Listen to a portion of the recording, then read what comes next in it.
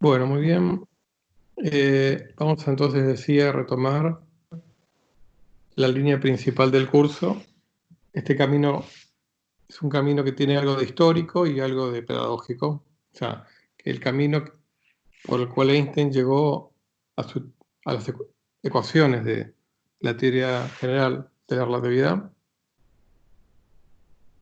eh, que comenzó en 1905 y terminó en 1915, a fines de 1915, ¿no?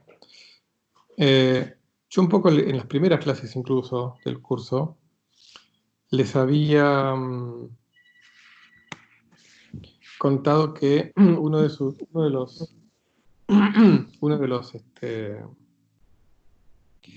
pilares de la teoría general de la relatividad era el principio de equivalencia, e incluso vimos varias versiones del principio de equivalencia.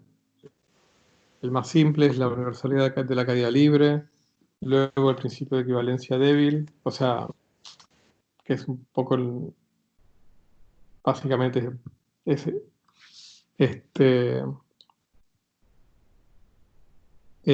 involucra las interacciones no gravitatorias, tiene que ver con el principio de equivalencia de Einstein, y luego el principio de equivalencia fuerte, que era el que involucraba además a las interacciones gravitatorias también. Pero bueno, en lo que a nosotros respecta para esta narración de cómo fue desarrollando Einstein su teoría, lo que nos alcanza es el principio de equivalencia básico, o sea, el que dice que todos los cuerpos caen igual en un campo gravitatorio, o sea, la universalidad de la caída libre. Muy bien, esto uno lo toma de manera muy natural, pero bueno, vamos a ver que no es tan natural. Cuando uno ve cómo define para fuerzas que no sean la gravitatoria, cómo uno define la presencia o ausencia de un campo, ¿no? ¿Cómo es que uno lo hace? O sea, el caso más a mano que uno tiene, más cotidiano, después de la gravedad, es el campo eléctrico, un general electromagnético, ¿no? En el caso de un campo electromagnético, en la naturaleza me provee de objetos neutros, o sea, objetos que no están cargados.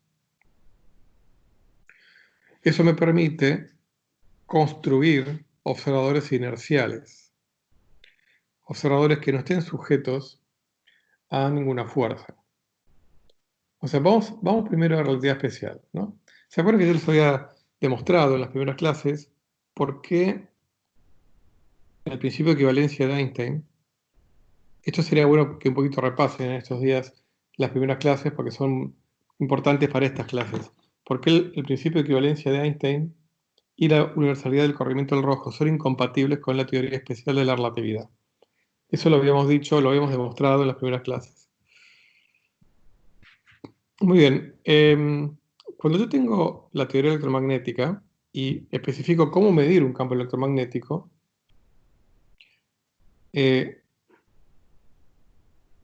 tengo la posibilidad de disponer de observadores inerciales, o sea que se muevan con velocidad constante, básicamente que no estén sujetos a estas fuerzas que yo quiero medir y a estos campos que yo quiero medir, o sea, los campos electromagnéticos.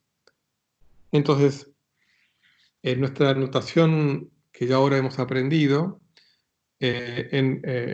cuando tengo electromagnetismo en relatividad especial,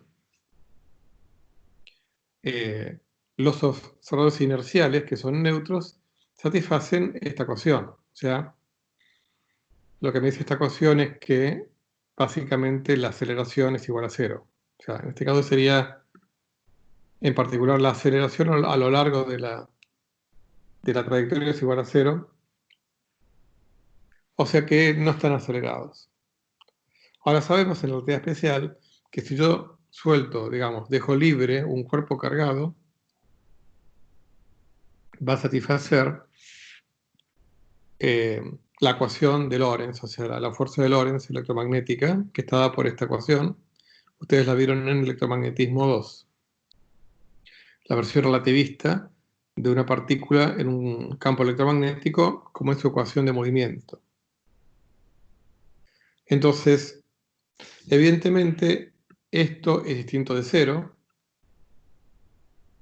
Entonces, la forma de medir el campo o el tensor electromagnético, FAB, es comparando cómo se desvían las partículas cargadas respecto de las no cargadas. Entonces yo comparo las U y sus gradientes y sus aceleraciones para partículas neutras con sus correspondientes partículas cargadas, y ahí saco información sobre el tensor electromagnético. ¿Alguien hizo alguna pregunta, comentario? No, yo pude entrar, tuve que crear una cuenta nueva. No sé por qué. Buen día. Disculpe la demora. Bueno, buen día, Martín. Bueno, me alegro de esas cosas raras. Sí, la verdad, muy raro. Muy raro, en realidad. ¿Tuviste que crearte una cuenta nueva en Skype? Me creé una cuenta nueva así rápido y me dejó entrar de una. Rarísimo. Bueno, no, muy raro. Bueno, espero que Skype no esté pensando que estoy abusando de su servicio gratuito. Bueno, concretamente Microsoft. Pero bueno, son las reglas del propio Microsoft que permiten hacerlo, así que. Bien. Bueno, entonces, bueno, así es como hacemos. Esta es la primera transparencia que hemos visto hoy, ¿no, Martín? Bueno, así Está es bien. como comparamos el movimiento de una partícula neutra con el movimiento de una partícula cargada y al estudiar cómo se desvía uno respecto del otro, sacamos información del tensor electromagnético. Bueno, hay un problema que ustedes ya se lo verán venir en relatividad general, o sea, en gravedad. Por el principio de equivalencia, yo no tengo forma de aislar ni un observador ni cualquier cuerpo de la fuerza gravitacional. O sea, no hay cuerpos neutros gravitacionales. Todo cuerpo tiene masa. El alargo sería todo cuerpo tiene carga eléctrica. Bueno, afortunadamente no es el caso, pero sí todo cuerpo tiene masa. Entonces no podemos aislar ningún cuerpo ni observador de la gravedad. No podemos construir observadores inerciales en el sentido de electromagnetismo o en el sentido de relatividad especial.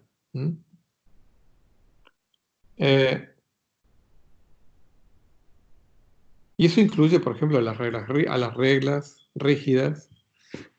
O sea, todo en un campo gravitatorio que se deja librado a, digamos, no al azar, sino que se le deja sin ninguna fuerza adicional,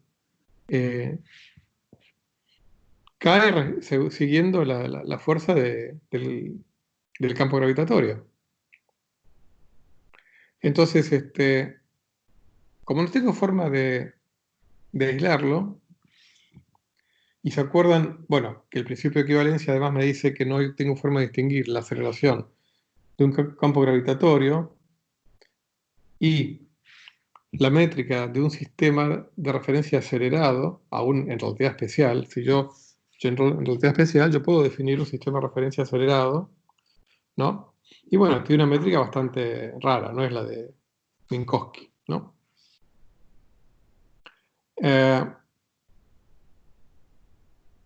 Entonces, tiene que haber, digamos, Einstein pensó, tiene que haber algo de métrico en las propiedades, o de geométrico si quieren, en las propiedades de la gravedad y en la influencia de la gravedad sobre la materia, ¿no? Cuando nosotros midamos las trayectorias de cualquier cuerpo, por más neutro que sea, vamos a estar midiendo trayectorias de cuerpos que son acelerados por el campo gravitatorio. Siempre dentro de la visión de relatividad especial. O sea, entonces, ¿cómo hago para compatibilizar esto con... ¿Cómo hago yo para poder seguir hablando de sistemas inerciales? Si todo se acelera en un campo gravitatorio, ¿no? ¿Cómo hago? Bueno, tomamos por ejemplo la superficie de la Tierra, que es lo más conocido por nosotros. El campo gravitatorio es estático en la superficie de la Tierra, o sea, no cambia con el tiempo, ¿no? Entonces uno en la superficie de la Tierra, uno podría definir, o uno de hecho define fuerza gravitatoria como la fuerza necesaria para soportar observadores estáticos. Uy. Y aquí voy a introducir un concepto que lo vamos a estudiar cuando entremos al último paréntesis matemático, o más matemático, que es el estudio de los mapas de variedades. Pero no es necesario, o sea, con que me crean algo van a entender lo que yo voy a decir ahora.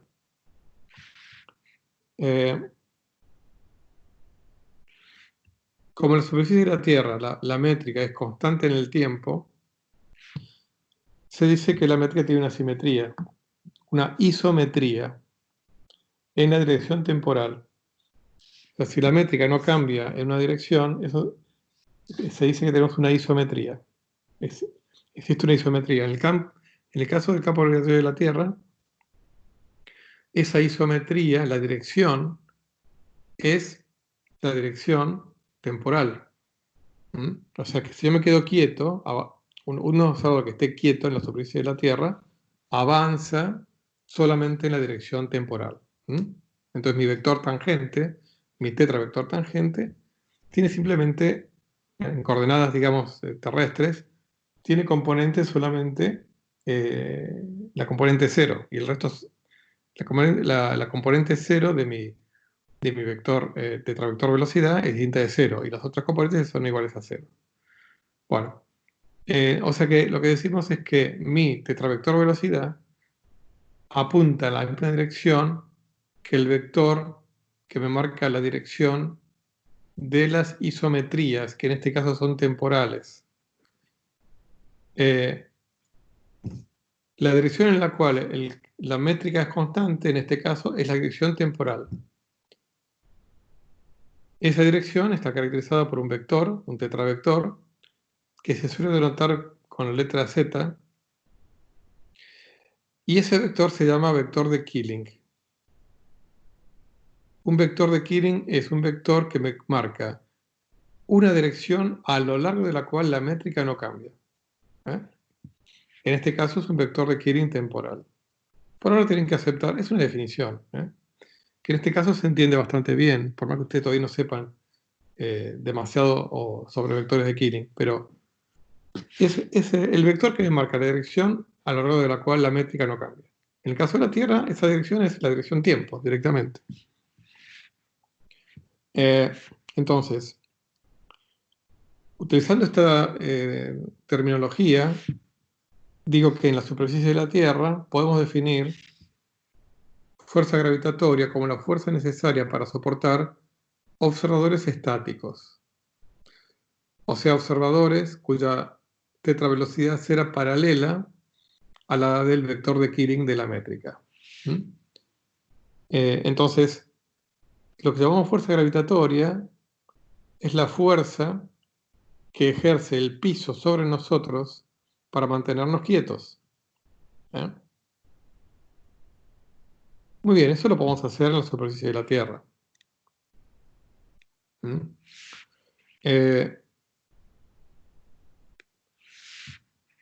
Acá por ahí después voy a agregar algún comentario más cuando les mande la versión definitiva.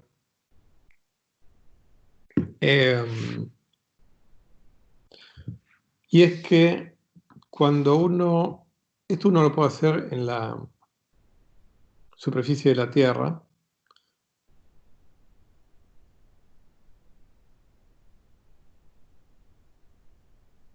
pero cuando estoy en un problema más complicado, donde los gradientes de la métrica son muy importantes, yo puedo tener problemas para generalizar esta definición. O sea, la fuerza necesaria porque en este caso son observadores estáticos. porque es una métrica que tiene una simetría muy sencilla, que es la temporal. Ahora, yo a veces puedo tener métricas que que no tengan esa simetría, o que directamente no tengan ninguna simetría. Entonces, yo no sé cómo definir fuerza gravitatoria, ¿eh? Porque para eso tengo que definir algún conjunto especial de observadores, que en este caso son los estáticos, ¿no? Cuando yo tenga, todavía no hablemos de métrica, porque todavía no sabemos cómo construirlo, pero si yo tuviera un campo gravitatorio, no métrica, campo gravitatorio, no como el de la Tierra, sino que varía en el tiempo y en el espacio de una manera compleja, eh, no es fácil definir fuerza gravitatoria. O sea, porque ahí no tengo claramente definido cuáles son los observadores estáticos, ¿eh? Pero bueno, resumiendo, y aquí así, haciendo, digamos, saliéndonos de la historia, ¿no? Eh, y saltando un poquitito, que en realidad también ocurrió en la práctica. Digamos, Einstein, como todo gran genio creador, en filosofía de la ciencia se llama el contexto de descubrimiento. Uno en algún momento da da un salto que no es inductivo. Uno da un salto en donde se le ocurre una idea usando la imaginación, que fue sin duda motivada por todas estas consideraciones que vimos hoy y que vimos en las primeras 2 semanas del curso, eh, y dijo, ¿y no será que la gravedad está descrita por la geometría del espacio-tiempo? O sea, dio el salto, ¿no? ¿No será que la gravedad se manifiesta a través de la métrica? Y que entonces cuando tengo gravedad, el espacio no es el de Minkowski, sino que es algún otro. Bueno, entonces ahora vamos a dar ese salto.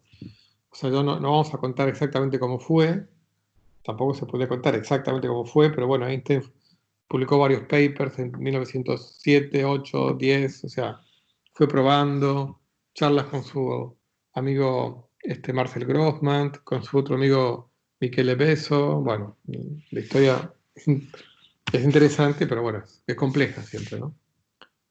Muy bien, pero si hacemos un resumen, ¿no? Entonces ya estamos en 1915. Entonces vamos a contar cuáles son los fundamentos de la relatividad general, tal cual ya los tenía maduros Einstein en 1915. El espacio-tiempo es una variedad sobre la cual está definida una métrica lorentziana, que no necesariamente es la de Minkowski.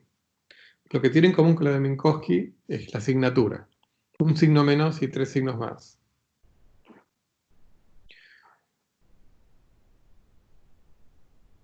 Tengo un principio, que es el principio de covariancia general, que me dice que la métrica GAB es la única cantidad del espacio-tiempo que aparece en las ecuaciones.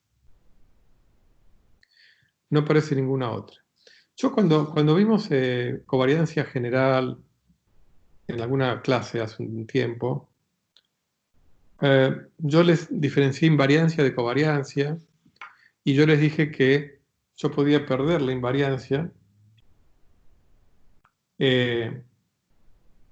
si había algún campo que yo no estoy escribiendo, con lo cual si yo cambio de sistema de coordenadas algún coeficiente que yo pensaba que era un número 2, pi, lo que sea, me cambia, ¿no? Entonces ya me cambia la forma de las ecuaciones.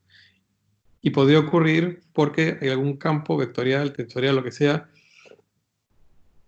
que está oculto en mis ecuaciones y por lo tanto no lo estoy teniendo en cuenta en sus propiedades de transformación.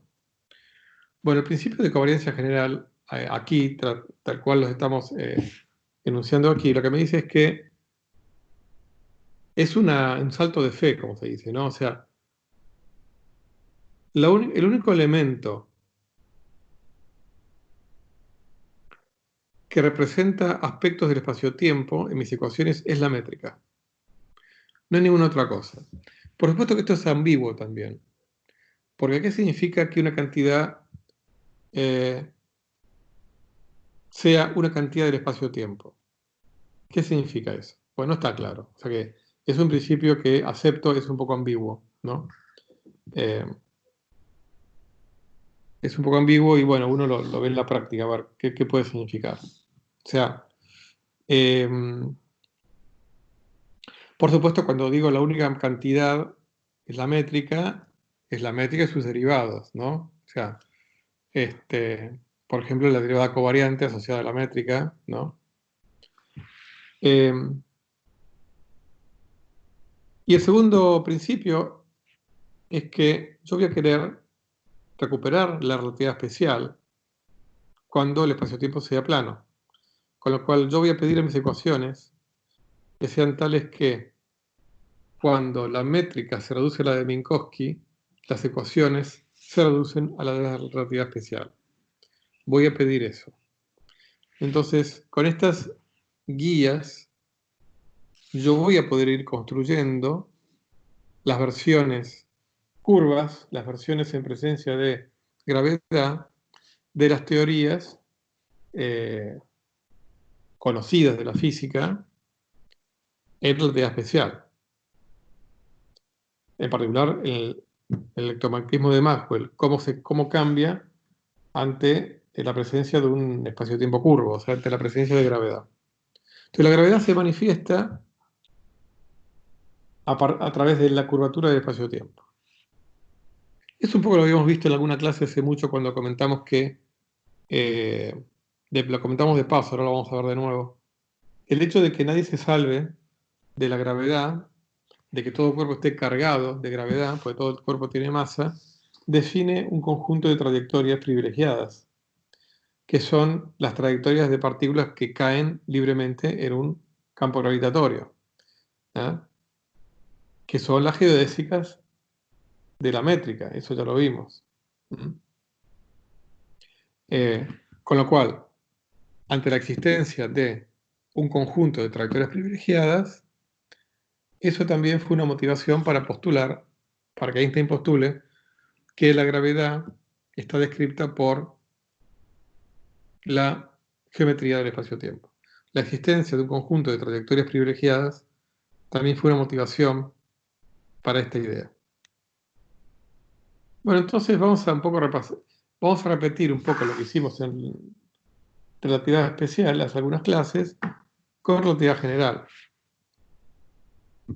Hay cosas que siguen siendo iguales. La energía medida por un observador caracterizado por un tetravector velocidad de A, de una partícula que tenga tetravector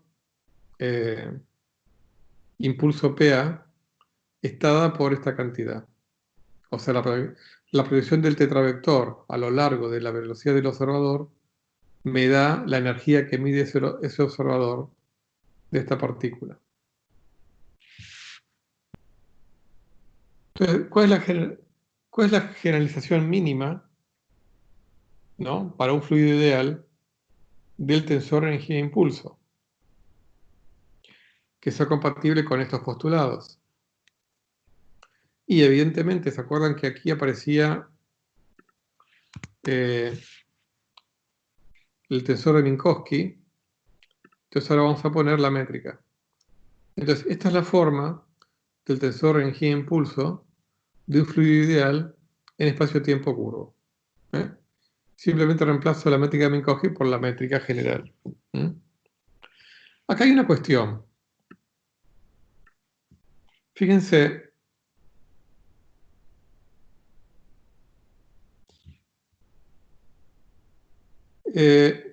nosotros vimos que la conservación de la energía se escribe así, derivada de divergencia del tensor energía-impulso igual a cero.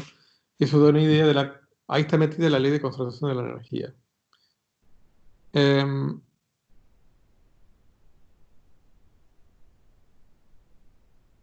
esta generalización al espacio-tiempo curvo, uno reemplazaría entonces la derivada parcial común por la derivada covariante. Ahora, acá hay una diferencia, y es que si yo tengo un conjunto de observadores, O sea que tengo un campo vectorial tipo tiempo, en donde, si quieren, recordando lo que vimos hace un par de unidades, yo tengo una congruencia de observadores, ¿no? Acuérdense la analogía con una cortina con flecos.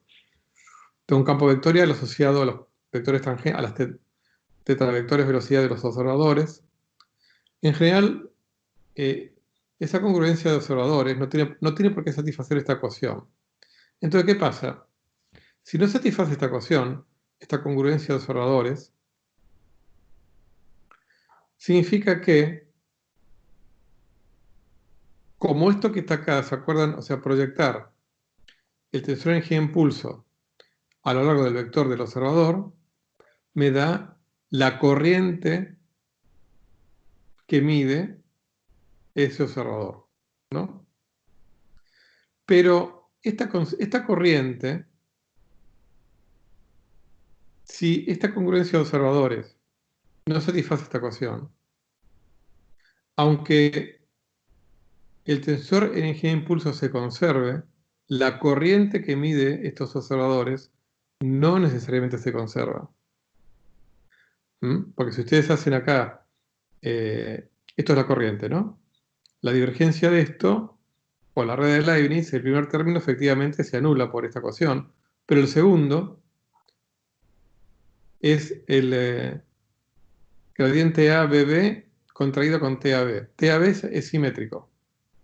Para que esto dé cero, al menos necesito que la parte simétrica de esto sea cero. Entonces, si esto no es cero, esta corriente no se va a conservar. Acá dice, notemos que, ustedes no pueden notarlo, pero yo decidí este año dar primero esto antes que la unidad de mapas de variedades. Pues les cuento que todo vector de Kering, o sea, todo vector que demarque una dirección en donde la métrica es constante, satisface esta ecuación. Con lo cual, una primera conclusión que sacamos es que para una congruencia de observadores cuyo campo vectorial de velocidad sea paralelo a una dirección en la cual la métrica es constante, entonces sí, la corriente que miden esos observadores va a conservarse. Y eso guárdenselo por ahora en un rinconcito del cerebro. Así que no necesariamente voy a tener lo que uno entiende tradicionalmente por conservación de la energía. A nivel qué es lo que yo mido. De todas maneras, acuérdense que nosotros demostramos la ley de Gauss, y cuando yo sí tenga que esta corriente se conserva, va a haber una conservación de la energía. Acuérdense la ley de Gauss tetradimensional que demostramos, o que vimos un poco, y el teorema de Stokes.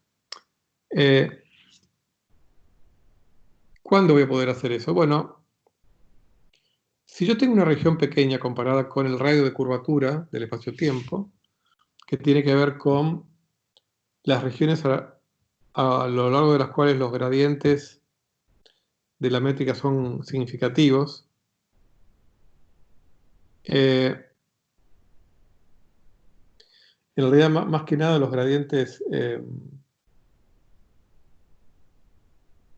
segundos. Ahora, después no sé si se acuerdan de la ecuación de desviación geodésica, que involucraba el tensor de Riemann, y el tensor de Riemann involucra las derivadas segundas de la métrica. Aquí voy a corregir algo. Porque en castellano, por abuso del lenguaje, se dice fuerzas tidales, pero no estoy tan seguro de que la Real Academia lo haya aceptado. Entonces vamos a poner fuerzas de marea. Las fuerzas de marea tienen que ver con las fuerzas que aparecen cuando hay un gradiente de la fuerza de gravedad. Por eso se llaman de marea. Las mareas se producen porque la fuerza gravitatoria de la Luna es distinta en la cara que da la Luna de la Tierra y la cara que está opuesta, ¿no? Entonces, toda fuerza que tenga un gradiente gravitatorio importante se llama fuerza de marea. Acá es gradiente de fuerza, por eso es gradiente de fuerza, como la métrica en realidad lo que tiene, lo vamos a ver, es el potencial newtoniano.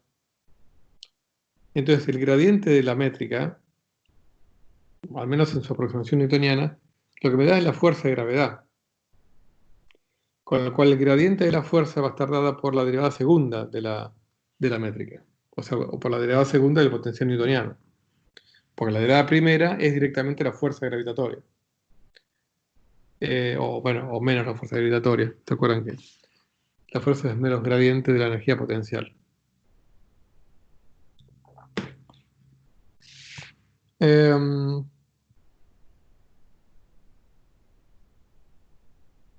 Ahora, entonces, bueno, en inglés se dice tidal forces, las fuerzas de madera, de marea.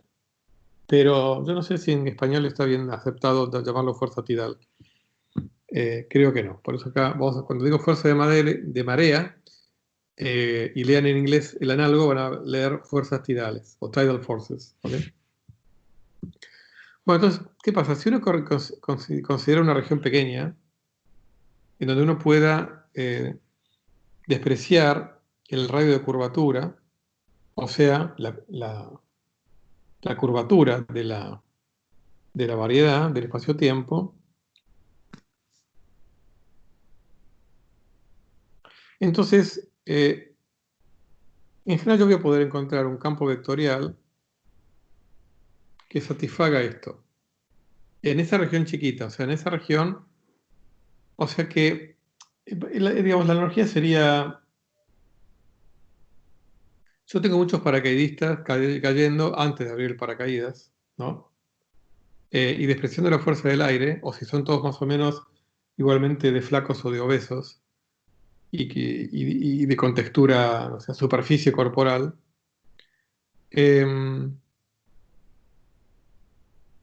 no van a sentir fuerzas tidales, o sea, van a caer todos, o sea, si están a pocas decenas de metros de distancia, no se van a alejar entre ellos, si saltaron todos al mismo tiempo. Si estuvieran muy lejos, ahí sí, porque si estuvieran muy lejos, o sea, el campo gravitatorio, o sea, la fuerza gravitatoria de la Tierra es constante, pero en realidad es un vector. Entonces, si estuvieran a 1000 kilómetros de distancia, evidentemente la fuerza gravitatoria, que es radial, cambia de dirección. Entonces ahí tendría una derivada segunda de la métrica. O sea, una derivada, un gradiente del vector fuerza gravitatoria.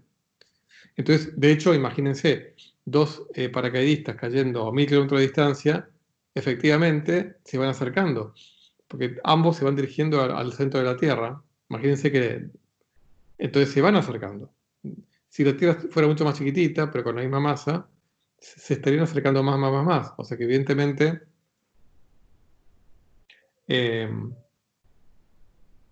aunque inicialmente no se acercan, después la velocidad de acercamiento va a ir aumentando. Bueno, entonces cuando yo tengo, eh, pero si yo estoy en una región chiquitita, nada se acerca ni se aleja. O sea, en todo caso, si empezaron con velocidad de acercamiento o de alejamiento nula, van a seguir igual, con la misma distancia. ¿Eh? Con lo cual, la velocidad no cambia. Y entonces, para esos observadores, en esa región chiquita, frente al radio de curvatura, ¿no? La energía se conserva. Van a medir que la energía se conserva. O sea que la conservación de la energía, en relatividad general, a nivel operativo, si yo la mido, yo siempre la voy a encontrar en la medida en que yo hago experimentos que involucren distancias mucho menores que el radio de curvatura del espacio-tiempo. De hecho, les adelanto, esto tampoco lo vamos a estudiar en este curso, pero hay un problema con definir la energía total o la masa total de una región ¿no? En el espacio-tiempo. Es complejo, ¿no? No es trivial y de hecho en muchos casos ni siquiera es posible. ¿Mm? Sí es posible cuando el espacio es asintóticamente plano. O sea que si manejo lo suficiente se parece al de Minkowski, entonces yo puedo definir la masa total que está en esa región, eh, la puedo definir, pero digamos, en general hay problemas con tanto la noción de conservación de la energía con la noción de masa cuando yo involucro eh, distancias muy grandes donde la curvatura del espacio-tiempo no se puede despreciar y tampoco puedo considerar que estoy tan lejos como para que el espacio-tiempo sea el de Minkowski, así que no puedo despreciar la curvatura. Pero bueno, más allá de eso, sí espero que el tensor energía de impulso satisfaga esta ecuación. ¿Mm? Porque aunque operativamente no se traduzca siempre en una conservación o en la medición de una conservación de la energía, sí es importante por otras consideraciones físicas. ¿Mm? Esto es lo mejor que podemos decir sobre la versión curva de la conservación de la energía, esta ecuación. Entonces vamos a ver un par de ejemplos de cómo se generalizan. Una es que ya la vimos la clase hace algunas clases, que es la ecuación para un campo escalar libre con masa, que es la ecuación de Klein-Gordon, ¿no? Esta, donde aquí en la relatividad especial teníamos la derivada parcial común, y esto era lo mismo.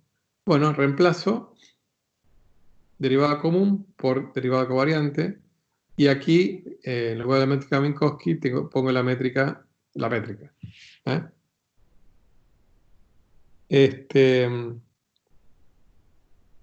El tensor energía de impulso es el mismo que encontramos antes. Acá no lo vamos a ver, pero el lagrangiano es el mismo, nada más que cambio el elemento de volumen, pongo el elemento de volumen de un espacio-tiempo curvo. El tensor de energía de impulso, que no me acuerdo si se los comenté cuando vimos Klein-Gordon, pero se los comento nada más. El tensor de energía de impulso, su definición canónica en espacio-tiempo curvo es la derivada funcional de la acción respecto de la métrica con un factor delante conveniente que tiene que ver con el determinante de la métrica. Pero hay una definición canónica de tensor de energía de impulso para cualquier teoría con lagrangiano. Es la derivada funcional de la acción respecto de la métrica con algún factor. Eso se los cuento como cultura general, no es que vamos a estudiarlo en este curso. Entonces, en este caso, el tensor de energía de impulso efectivamente es la generalización del tensor de energía de impulso que escribimos hace algunas clases para el campo escalar, que es esta. Reemplacé acá derivada parcial común con derivada covariante y métrica de Minkowski con métrica curva. Y aquí lo mismo, yo puedo demostrar que este tensor se conserva, ¿no? Si el campo satisface sus ecuaciones de movimiento, este tensor se conserva.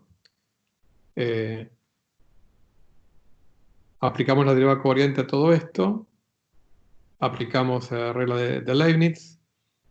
Tengo este término, tengo este término. Aquí tengo, bueno, tengo dos términos aquí por la regla de Leibniz, ¿no? Pero que, bueno, básicamente son el mismo. Y tengo el término acá, ¿no? Del aplicar gradiente a eso.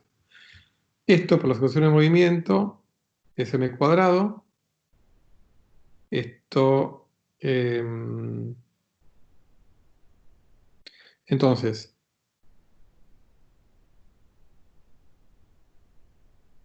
saco aquí, tengo m cuadrado phi, gradiente b, tengo este término, tengo este este término. Acá tengo un 1, acá tengo un 1 medio que multiplica este 2 con un menos, ¿no? Y ahí está, acá se cancela. Y luego tengo el resto de los términos.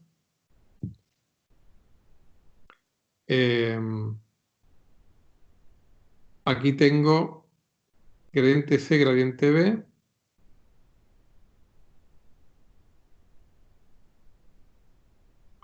Aquí saqué gradiente C factor común y llamé a C para poder sacarlo factor común.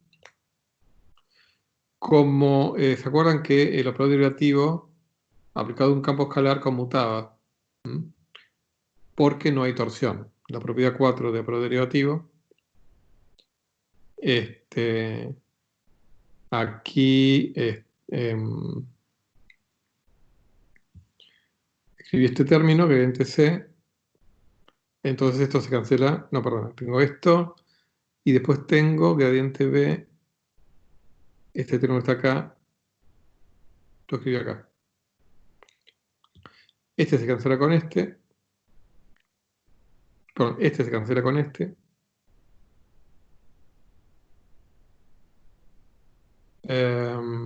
Gradiente B. Perdón, este más este es igual a 1. O sea, menos 1. 1 menos 1 es igual a 0. Estos tres se cancelan y me da 0. O sea que el tensor energía de impulso del campo escalar, de un campo escalar que obedece la ecuación de Klein-Gordon, se conserva. Muy bien. Les cuento que esta es la sustitución mínima de la teoría de un campo escalar libre con masa. Que es agarrar la ecuación de relatividad especial y reemplazar con esto. Ahora hay otras generalizaciones que son compatibles con la covariancia. O sea que yo acá, estos dos principios no me especifican completamente, no siempre me especifican completamente cómo generalizo una teoría al pasar de relatividad especial a relatividad general. Porque podría haberla generalizado así. A esta ecuación le agrego otro término. Obviamente esta ecuación va a surgir de otro lagrangiano.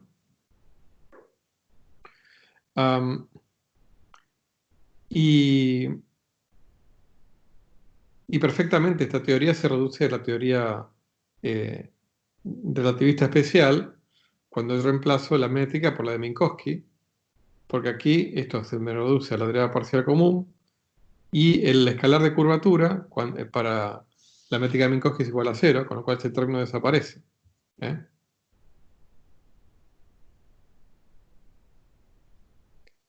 En general, estas teorías a veces se estudian para analizar teorías que difieran de la relatividad general de Einstein, e incluso este tipo de campos escalares aparecen en algunos límites de bajas energías de teorías de supercuerdas. Por eso que hay mucho estudiado respecto de estas teorías. Se los cuento para que sepan. Por supuesto que si esta teoría se puede derivar de un lagrangiano, a veces también tendrá un tensor de energía e impulso que se conserva. Pero bueno, eso hay que estudiarlo en cada caso. Y ahora vamos al caso más interesante, que es esta teoría, porque digamos, en la naturaleza no hay campos escalares así simples, salvo el de Higgs, pero el de Higgs no es un campo libre que satisface esto, es algo bastante más complicado. Entre otras cosas, es el que le da las masas a todas las partículas. Así que esta teoría no es realista, pero esta sí es realista. Es el electromagnetismo de Maxwell. Entonces queremos estudiar cómo se generaliza a espacio-tiempo curvo. Bueno, con la misma prescripción. Las ecuaciones de Maxwell inhomogéneas son estas. Yo aquí pongo derivada covariante. Aquí también, las homogéneas también. Reemplazo derivada parcial con derivada covariante. Como ahora ya vimos toda la unidad de... vimos el lema de Poincaré, vimos formas diferenciales, bla, bla, bla. Todo esto se aplica tanto a espacio-tiempo plano como a curvo, porque lo vimos con el formalismo general. Con lo cual sigue siendo verdad que esta ecuación me está diciendo que esta dos forma es la derivada estéreo de una uno forma, o sea, que es el potencial vector. El tensor de energía de impulso es el mismo de relatividad especial, nada más que reemplazando acá con la métrica, ¿no?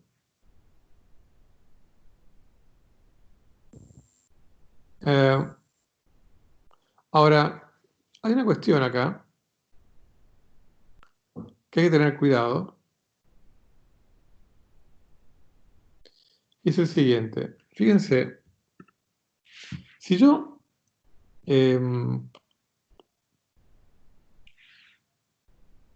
yo digo, bueno, el tensor, el tensor electromagnético, ¿no? Es la derivada estéreo de una uno forma. Acá está. Vamos a ver qué ecuación satisface el potencial vector, ¿no?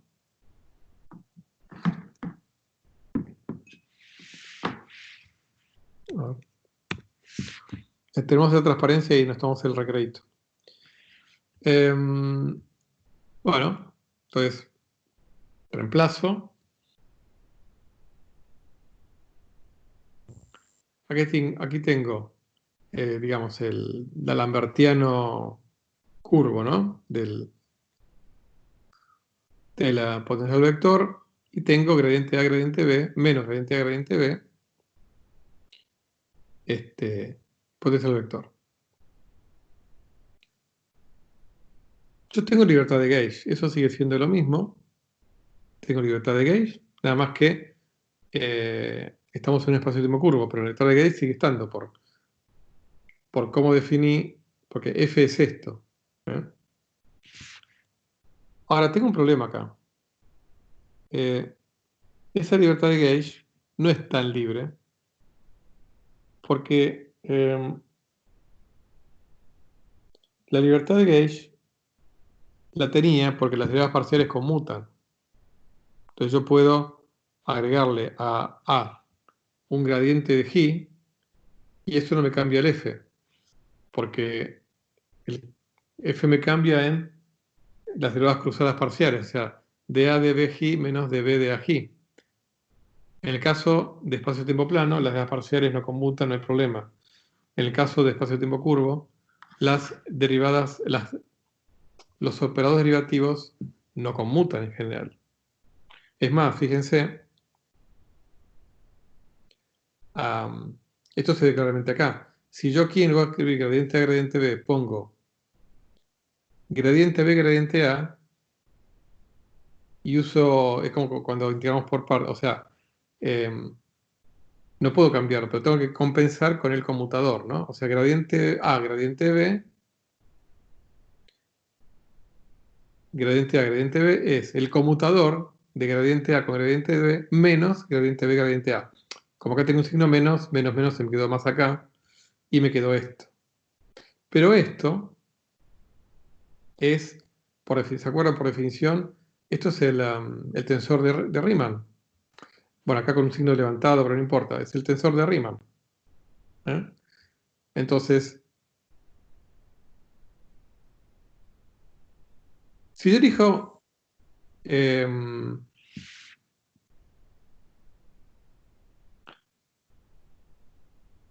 a ver, como yo en relatividad especial tenía libertad de gauge, ¿no? La tenía, y entonces yo podía elegir el gauge de Lorentz y me quedaba la lambertiano A igual a menos 4 pi corriente. Si yo pudiera elegir, porque si yo pudiera elegir un vector potencial de forma tal que su tetradivergencia sea cero, si yo lo pudiera hacer, después hay que ver si podemos hacerlo o no, pero si pudiera hacerlo, lo que tengo no es una sustitución mínima de la ecuación del vector potencial en el gauge de Lorentz. No es la sustitución mínima, es como acá, que esto no es sustitución mínima, le estoy agregando algo más aparte de la sustitución mínima.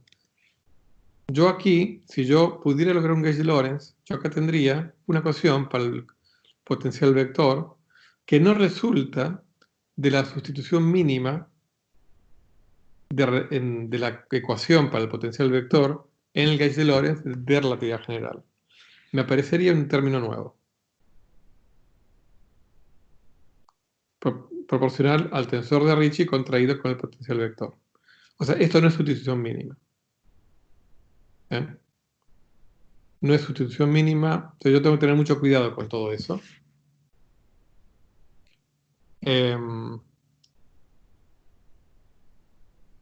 Tengo que tener mucho cuidado con trabajar con la invariancia de gauge en espacio-tiempo curvo, que no es trivial. No vamos a tratar acerca de eso en este curso, pero se los quería comentar. Las cosas se complican. Por supuesto que, como siempre, si la escala de variación del campo electromagnético es mucho más chica que la de la curvatura, o al revés, la escala de variación de la curvatura es mucho más grande que la del problema electromagnético que estoy yo tratando, o la región que yo quiero tratar, el campo electromagnético.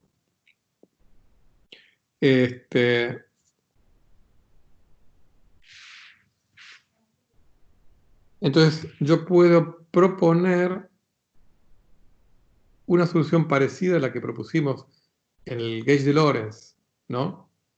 En el caso de, o sea, concretamente, ¿cómo se propagan las ondas electromagnéticas en el vacío? O sea, acá tengo 0, ¿no?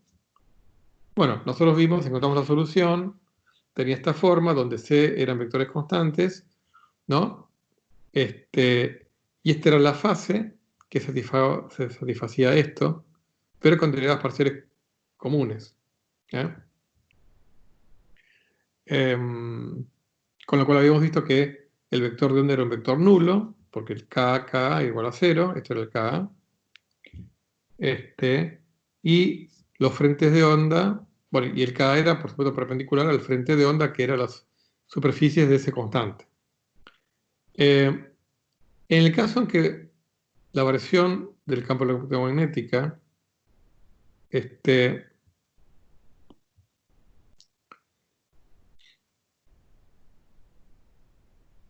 la escala es mucho menor que la de la curvatura, yo puedo proponer un mismo ansatz, una misma solución,